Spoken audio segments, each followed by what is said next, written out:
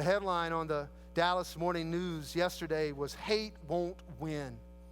And it was a quote given by the granddaughter, Alana Simmons, of the Reverend Daniel Simmons, one of the victims of the Charleston church killing.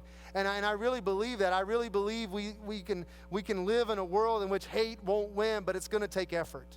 Because if what we've learned about the Good Samaritan today is that compassion isn't passive, it's active. That it's okay to pray, but that we need to act. It's okay to lament and to feel pain in our heart, but we need to act.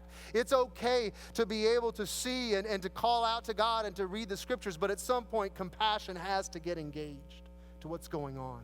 And how can we begin to do that? And so I just want to offer a few things today and this morning. The first is we do need to pray. And we need to draw deeper into the biblical narrative that God gives us. And I guess my struggle is this, folks, is that once this happened, it was almost instantaneous that news channels, people, pundits, politicians picked it up and the spin machine began.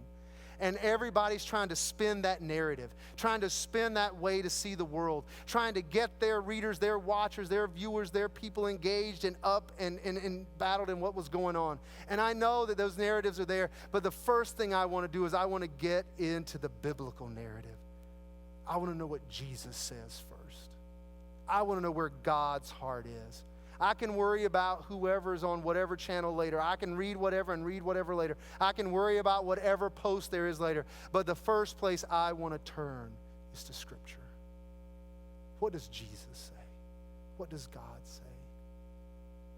I want that to be my dominant narrative in life.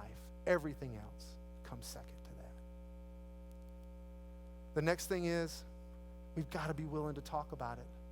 How many more times will I need to stand up here, or will we need to gather, or will we need to come on Sunday morning and deal with the anger and contempt and the struggle and the violence, the racism and the prejudice? We can't just keep dismissing it and pushing aside and putting it up under the rug.